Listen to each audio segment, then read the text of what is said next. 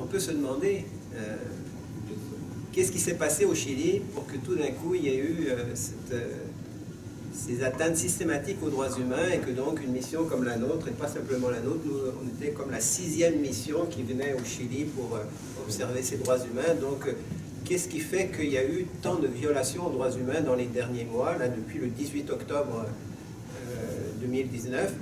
Alors il faut, je pense, pour ça comprendre un peu le contexte social et politique dans lequel tout ça s'est passé, parce qu'au point de départ, vous savez, c'est simplement une augmentation relativement minime du prix du transport du métro à Santiago à l'heure de pointe.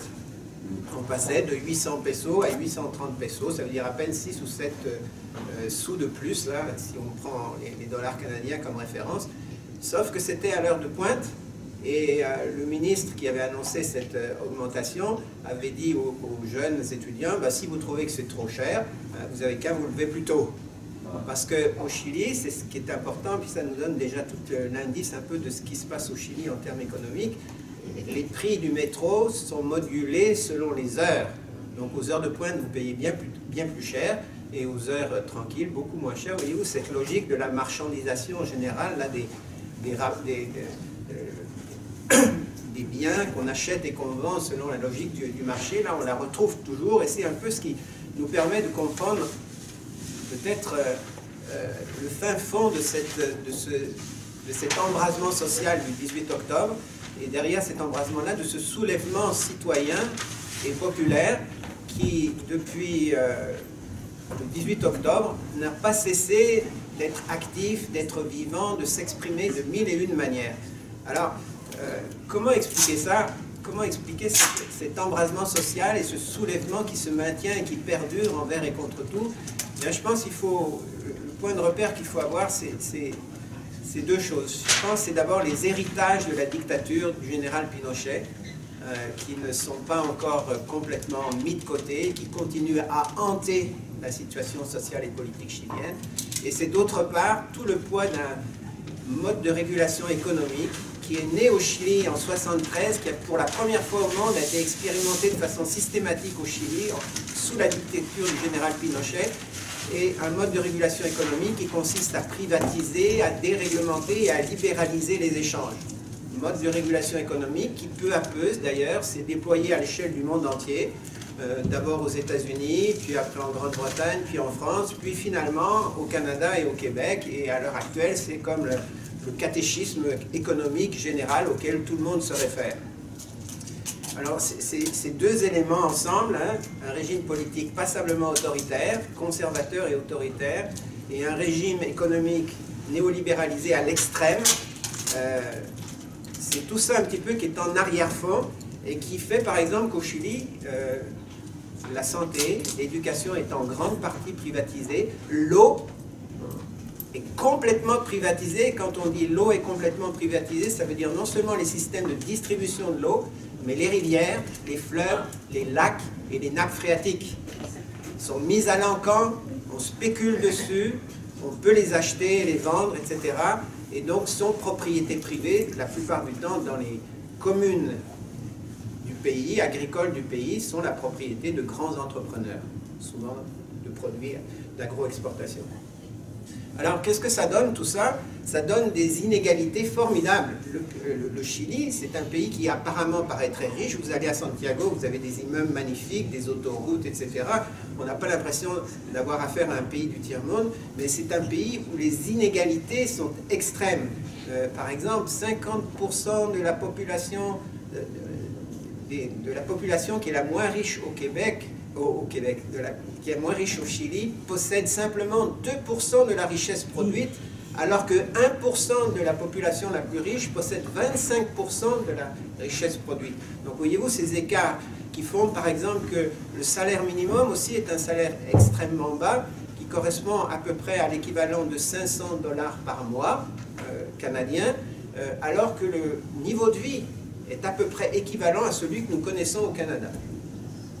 Qui fait aussi que les personnes âgées qui ont un système de pension, qui bénéficient d'un système de pension, gagnent en moyenne, et ça c'est la moitié des personnes de plus de 65 ans qui reçoivent donc, un système de pension, ne reçoivent que la somme, que l'équivalent de à peu près 167 $ par mois. Donc, vous voyez des abîmes d'inégalité, alors qu'il y a un pays relativement riche et des gens qui sont une minorité économique, qui a un pouvoir économique très très important. Et je pense que c'est... on voyait dans les premières manifestations, et encore quand on était là, c'est la même chose, en disant c'est pas 30 pesos qui est le problème, mais c'est 30 ans d'abus, d'abus qui viennent et qui sont enracinés dans ce type de système. Alors, ça c'est le premier point. Le deuxième point important, là, pour comprendre le contexte, c'est l'espèce aussi d'abîme. Là, vous avez donc un abîme entre les riches et les pauvres. Vous avez un deuxième abîme entre la classe politique et l'ensemble de la population. Alors, le salaire des députés, je pense que Sol serait content. Le salaire des députés au Chili, oui, enfin, c'est 16 000 $ canadiens par mois. Ouais, c'est bon. C'est-à-dire, ça monte à peu près à 190 000 $, l'équivalent de 190 000 $ canadiens par an, sans compter toutes les dépenses encourues et toutes les activités qu'on peut se faire rembourser. Donc, voyez-vous, on a un niveau de vie, alors que, vous avez vu, le salaire minimum, à quoi ça correspond. Donc, ce qui fait que vous avez une classe politique, y compris une partie de la gauche, vous allez le voir quand on va rentrer dans l'analyse, une classe politique, y compris des représentants de la gauche institutionnelle, qui sont à 100 lieues de comprendre ce qui se passe au niveau des conditions de vie générales de la population.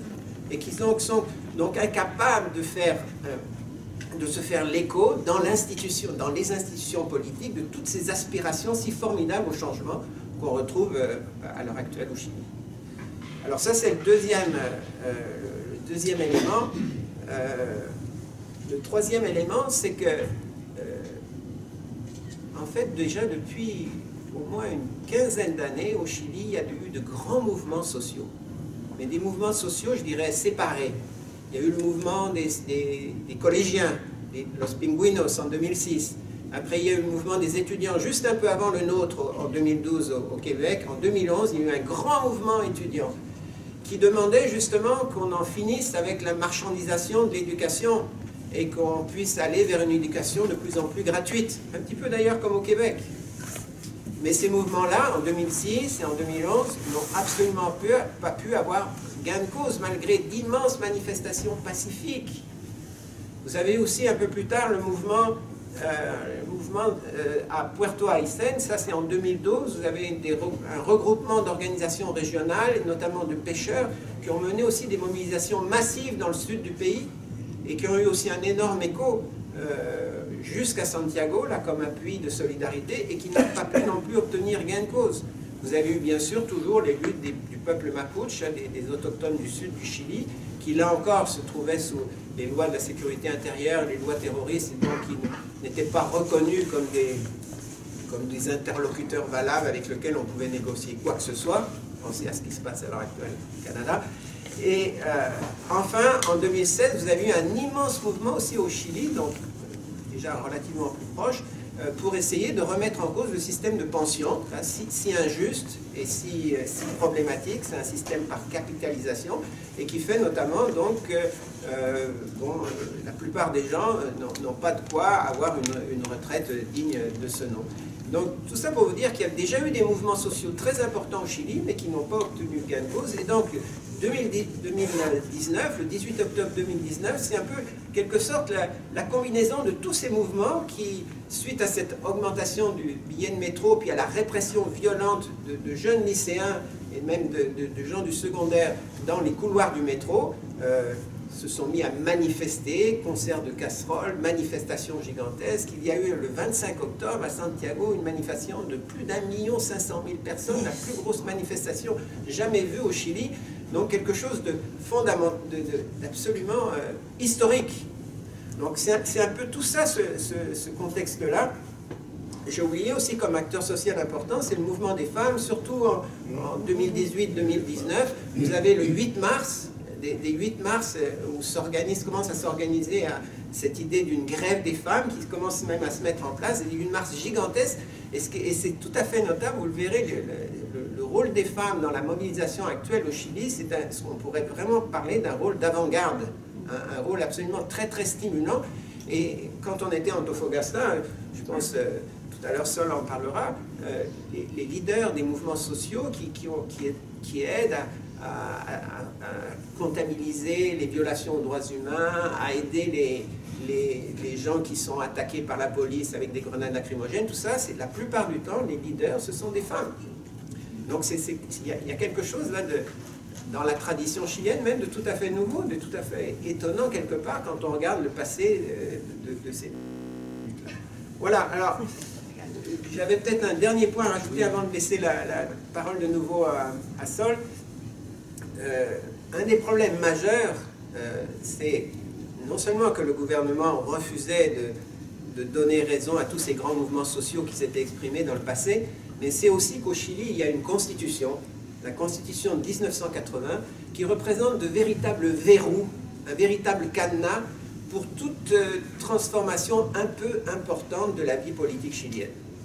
Et notamment pourquoi? Parce que Pinochet avait su être très habile à ce niveau-là. Il avait construit, grâce à un conseiller très habile, une constitution à toute épreuve, et une constitution qui visait essentiellement à protéger le droit de propriété, à protéger le droit de faire des affaires, et surtout à ne pas enraciner cette constitution dans la souveraineté populaire, comme a priori, depuis notre tradition moderniste, on penserait que c'est ce qui devrait se faire, mais à l'enraciner dans l'idée que la constitution, elle doit s'enraciner dans la nation.